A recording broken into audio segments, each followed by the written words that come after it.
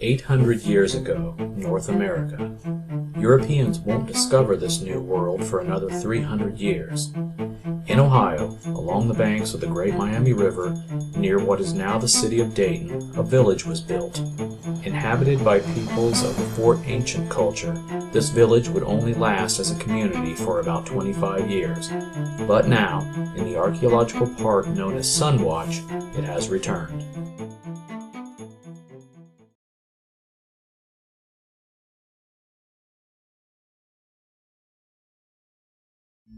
SunWatch Indian Village and Archaeological Park is a reconstructed Native American village.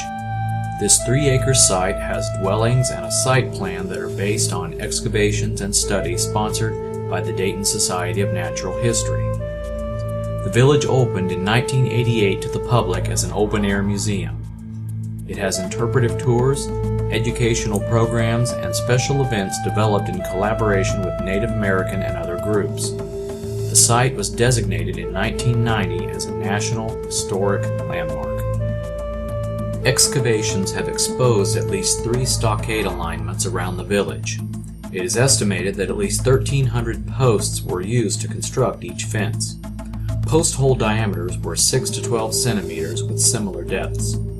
The average spacing of 35 centimeters between the posts suggests that they were wattled with branches or filled in some other fashion. Portions of the stockade have been reconstructed, and this work is ongoing. This reconstruction effort also showed that the posts rot at their bases and fall down in 5 to 6 years, which suggests that the 3 stockade walls were probably in use at different times. Inside the stockade was a residential zone consisting of single or in some cases double rows of structures. 18 of these buildings have been identified from the excavations, but a total of 25 to 30 may have existed in the village. The structures were built of individually set posts of hickory or oak. Clay daub recovered at the site suggests that at least some of these structures were constructed by plastering over a wattled wall of prairie grass and small twigs. The reconstruction efforts have followed this pattern. Hearths, commonly with clay liners, were present near the center of most buildings.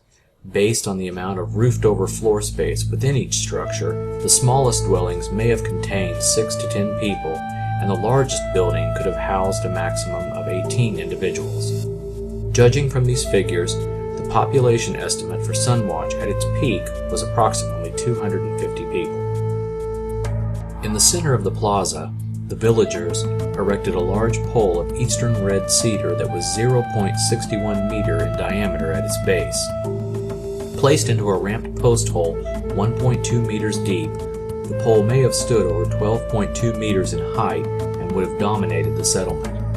The arrangement of this pole is such that it projects a shadow into the entryway of certain dwellings at specific times of the year, corresponding to historically known corn planting time, corn harvesting time, and the winter solstice. Numerous artifacts have been recovered from the site, including bone flakers, bone tip points, beaver tooth chisels, and bone fish hooks. Also, flint gravers, drills, knives, hammer stones, and anvil stones. In addition, Anderson Face pottery was found. SunWatch potters made simple cord-marked shapes decorated with incised lines and punctuations that were applied to the clay before it was fired. Lifelike facial reconstructions were created. This process, similar to that used by law enforcement, begins with a cast of the skull. Then, eyes are inserted and clay reference points are added using a formula developed by studying existing racial groups. Clay bands are applied to these reference points and the intermediate areas are then filled in with clay. Finally, an artistic animation of the face is completed, along with application of hair, clothing, and ornamentation. A completed figure can be viewed in the interpretive center. SunWatch is a fascinating place to visit, the results of a group of hard-working professionals. It is located at 2301 West River Road in Dayton, Ohio. It's open year-round, Tuesday through Saturday from 9 a.m. to 5 p.m. and Sunday from noon to 5 p.m.